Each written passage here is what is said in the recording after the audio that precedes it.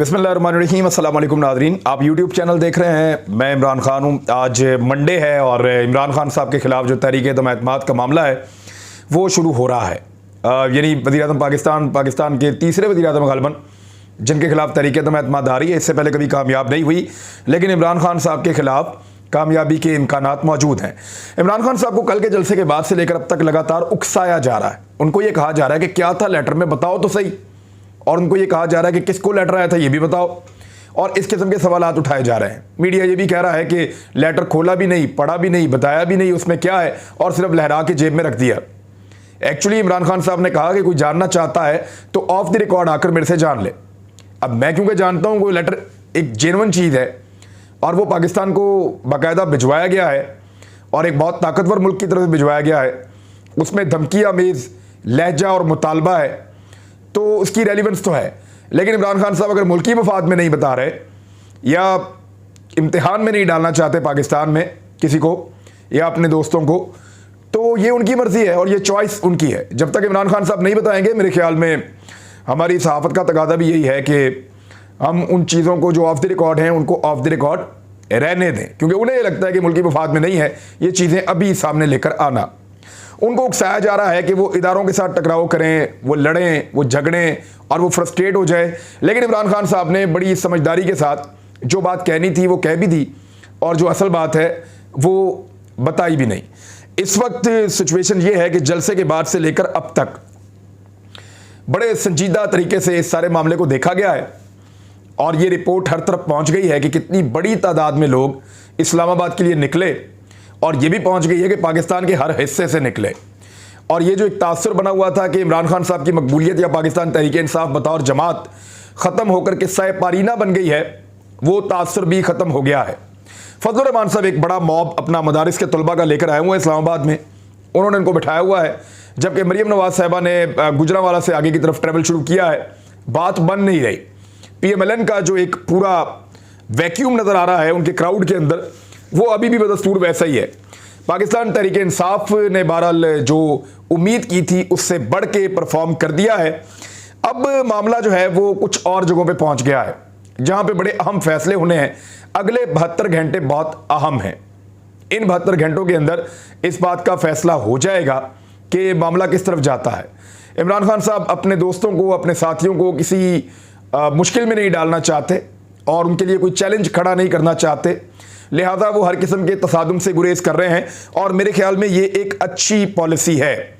जब तक वो ना चाहें वो चीज़ों को बाहर ना लेकर आएँ और अपना काम करते रहें, कोशिश करें कि तहरीक-ए-दम एतमाद को वो नाकाम बना लें। नहीं बना सकते तो पब्लिक की सपोर्ट उनके पास है, इलेक्शन में जाएँ, इलेक्शन लड़ें और वापस आ जाएँ। लेकिन एक बात तो इमरान खान साहब ने तय कर दी, उन्होंने ये कह दिया कि मैं NRO तो नहीं दूंगा, यानी शहबाज शरीफ से, नवाज शरीफ से और आसिफ अली जरदारी से तो बात नहीं होगी। ये कुछ मांगेंगे, मैं इनको नहीं दूंगा। हाँ, ये हो सकता है कि मैं जल्दी इलेक्शन करवा दूं, एक चैलेंज के तौर पे इसको लेते हैं। 6 महीने बाद इलेक्शन करवाते हैं, बजट के बाद चंद महीने के बाद इलेक्शन करवाते हैं, देख लेते हैं क्या होता है। अगर किसी के कोई तहफ़्फ़ुज़ आते हैं तो वो भी दूर हो जाएंगे। लेकिन मैं वो चीज़ नहीं दूंगा जो ये मांग रहे हैं। आने वाले वक्त में इमरान खान के हाथ में कुछ कार्ड्स हैं जो बहुत सारी चीज़ों को क्लियर कर देंगे। तहरीक-ए-दम एतमाद की कार्रवाई आज शुरू हो रही है और ये अब जो एक हफ्ता शुरू हो रहा है इसमें खसूसन पहले 3 दिन और फिर बाद में जो बाकी के दिन है वो भी अहम है, लेकिन पहले 3 दिनों के अंदर बहुत सारी चीज़ें क्लियर हो जाएंगी और अरकान असम्बली के हाथों में ये फैसला है। इनमें जो माहौल पाकिस्तान में बना हुआ है, इसमें जो ज़्यादातर अनासर हैं जो निज़ाम को चलाते हैं या निज़ाम के साथ जुड़े हुए अनासर हैं, जिनमें आप पोलिटिकल लोग कह लें, आप इसमें मुख्तलिफ इदारे कह लें, इंतज़ामिया कह लें, आप इसके अंदर ये कह सकते हैं कि मीडिया कह लें, आप सियासी अनासर हैं उनको कह लें, आप वो ज़्यादातर इमरान खान साहब को निकालने का फ़ैसला कर चुके हैं और वो ये चाह रहे हैं कि इमरान खान साहब से जान छुड़ाई जाए, क्योंकि उनको इमरान खान से वो फैज़ नहीं मिला जो फैज़ नॉर्मली उनको उससे पहले के हुक्मरानों से मिलता रहा है। अब हालात इतने सादा नहीं हैं, यानी इमरान खान साहब के बचने के इम्कानात कम हैं, उनके तहरीक-ए-दम एतमाद में फारिग होने के मेरी दानिश में इम्कानात ज़्यादा हैं। लेकिन ये फैसला, ये जो अब डाटा आया इस जलसे का और जिस किस्म की इमरान खान साहब ने पॉपुलैरिटी और पब्लिक के अंदर शो किया कि वो पब्लिक में अभी भी मकबूल हैं, इसके बाद ज़रा डिफ़िकल्ट हो जाएगा उनको निकालना भी।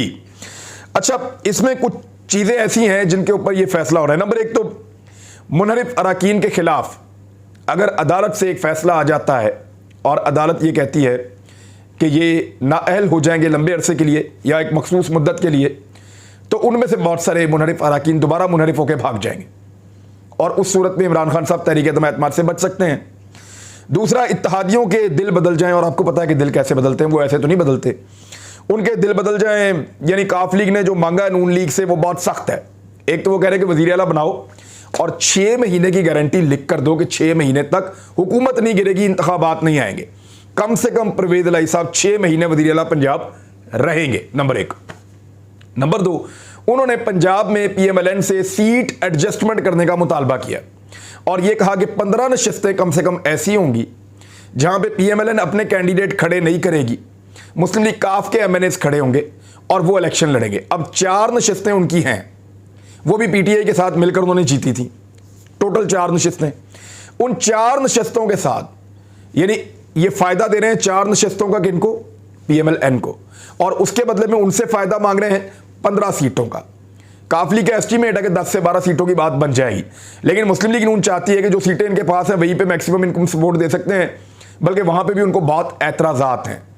बहुत सारे लोग जो चौधरी बरादरान के खिलाफ इलेक्शन लड़ते रहे हैं वो नून लीग के बड़े डाई हार्ड किस्म के वर्कर्स हैं, तो उनको कहाँ एडजस्ट करेंगे, ये बड़ा संजीदा मामला है। तो यहाँ पे आके बात अभी रुकी हुई है, लेकिन नवाज शरीफ साहब ने यह फैसला कर लिया है कि चौधरी बरादरान को 6 महीने का आप आसरा दे दें और इनको वज़ारत आला पंजाब दे दें, और फिर इन्हें कहें जी एक शराकत इक़्तिदार का या आइंदा जो मिलकर इलेक्शन लड़ना है कोलिशन में, यानी मिल के इलेक्शन लड़ने का जो फैसला है वो आने वाले दिनों में हम तय कर लेंगे। लेकिन काफ लीग बज़िद है कि जी आप पहले हमें बताएं कि 15 सीटों के ऊपर आप हमारे MNAs खड़े करेंगे, वहाँ पे आपके उम्मीदवार नहीं होंगे और हमारा और आपका एक ही उम्मीदवार होगा और वो साइकिल के निशान के ऊपर हम इलेक्शन लड़ेंगे। अब इस तरह की बात जो है वो चौधरी बरादरान की जानिब से सामने आई है। ये इंतहाई मुश्किल और कठिन फैसला है PMLN के लिए कि 4 के बदले में 15 सीटें वो उनको दे दें, और सेनेट में भी उन्होंने हिस्सा मांगा है वज़ारत आला पंजाब अलग से। नवाज शरीफ साहब का ये सोचना है कि इनको फिलहाल वज़ारत आला पंजाब दें और इन्हें कहें बाकी चीज़ें बाद में तय करते हैं और फिर वक्त आएगा तो फैसला कर लेंगे, और वक्त आने पर बहुत सारी चीज़ें तब्दील हो जाती हैं, बहुत सारा पानी पुलों के नीचे से निकल जाता है। PMLN ने पहले भी चौधरी बरादरान को बहुत दफ़ा डिच किया है, तो वो दोबारा भी कर सकते हैं। इसका जो शिकवा है वो चौधरी बरादरान बार बार करते रहे हैं, लेकिन चौधरी बरादरान इस मरतबा बड़े फूंक फूंक के कदम रख रहे हैं।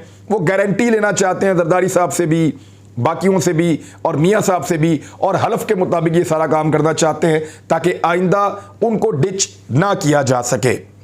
इसके अलावा जो है वो अपोजिशन में एक तरह की फूट भी पड़ने वाली है। ये एक और सिनेरियो मैं आपके सामने रख देता हूं, क्योंकि आज तहरीक एतमाद का दिन है, शुरू हो रहा है मामला, तो मैं आपको बता देता हूं।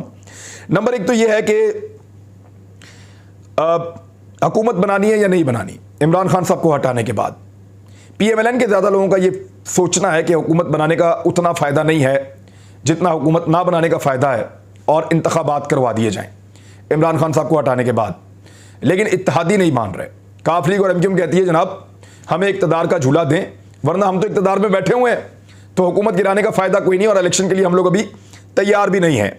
नून लीग सिर्फ हुकूमत गिराने में संजीदा है, लेकिन पीपल्स पार्टी हुकूमत बनाने में भी संजीदा है।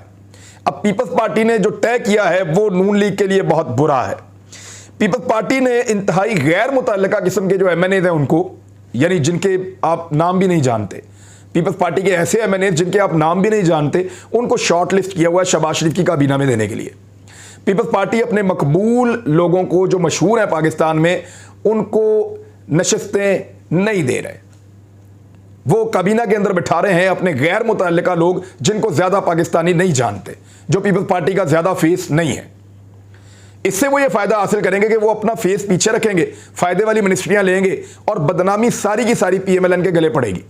PMLN इस बात को भांप गई है और उनको समझ भी आ गई है कि ये ढोल हमारे गले में डालकर बजाएंगे, और जब शोर मचेगा, शिकवा आएगा, तो कहेंगे ढोल तो इनके गले में है, तो हुकूमत तो इनकी थी, वज़ीर आज़म तो शहबाज शरीफ थे, तो हम तो नहीं थे।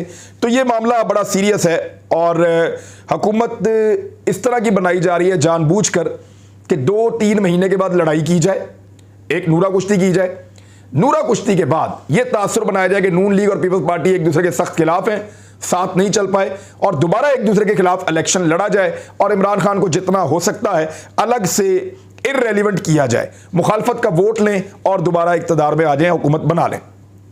ये फार्मूला जो है ये भी इसके ऊपर डिस्कशन हो रही है। या फिर हुकूमत बनने ही ना दें, ये भी एक चीज उनके दिमाग में है। देखें, 2-3 चीजें तो बहुत जरूरी हैं जो करने की हैं, जो उन्होंने आते ही करनी है, यानी और उन चीजों के बगैर गुजारा भी नहीं है। लेकिन वो काम उनके लिए इलेक्शन कमीशन ऑफ पाकिस्तान भी कर सकता है। यानी 2 काम ऐसे हैं जो इलेक्शन कमीशन ऑफ पाकिस्तान भी कर सकता है। और मैं आपको खबर दे देता हूं कि इलेक्शन कमीशन ऑफ पाकिस्तान ने ईवीएम के ऊपर काम रोक दिया है। इलेक्ट्रॉनिक वोटिंग मशीन, हालांकि हुकूमत अभी इमरान खान साहब की है, लेकिन माहौल को देखते हुए उन्होंने इलेक्ट्रॉनिक वोटिंग मशीन के ऊपर काम रोक दिया है। और उनको आइडिया हो गया है कि इमरान खान साहब की हुकूमत अगर गिरती है तो अगला इलेक्शन इलेक्ट्रॉनिक वोटिंग मशीन के ऊपर नहीं करवाना। ओवरसीज पाकिस्तानियों को वोट का हक देने के लिए काम किया जा रहा था, डेटा बनाया जा रहा था, पूरा सिस्टम तैयार किया जा रहा था, उसके ऊपर भी काम जो है वो ठप कर दिया गया है ताकि ओवरसीज पाकिस्तानियों को भी वोट ना डालने दिया जाए। 90 लाख वोट ज़ाया हो जाएगा क्योंकि वो वोट इमरान खान को पड़ना था, लिहाजा उस वोट को भी ज़ाया किया जाए। ये काम इलेक्शन कमीशन भी कर सकता है अकेला, अगर हुकूमत ना भी बने तब भी कर सकता है। अगर जल्दी इलेक्शन हो जाए तो वो कहेंगे जी अभी हमारे पास टाइम ही नहीं बचा। लेकिन अब फिलहाल जो है वो इन कामों को रोकना है हर हाल में अपोजिशन ने, और ये उनके दरमियान तय पा गया है। यानी 2 चीजें हो सकती हैं, या तो हुकूमत बनने पर ही झगड़ा कर दिया जाए, तो या हुकूमत बनने के थोड़े अरसे के बाद झगड़ा किया जाए और फिर हुकूमत तोड़ दी जाए और नए इलेक्शन करवा दिए जाएं। ये है जो चीजें और करने को हैं उनमें एक तो ये कि नैब का खात्मा करना होगा। इक्तदार में आना उसके लिए ज़रूरी है कि चंद दिन तो इक्तदार में बैठें, लेकिन 2/3 अक्सरियत नहीं है, बड़ा काम कर नहीं सकते। लेकिन नैब का खात्मा भी वो कहते हैं बहुत ज़रूरी है। दूसरा, इमरान खान के हाथ में हमेशा ये कार्ड रहेगा कि वो जब चाहेंगे इस्तीफे देकर हुकूमत गिरा सकते हैं, क्योंकि 150 लोग तो उनके साथ फिर भी मौजूद हैं।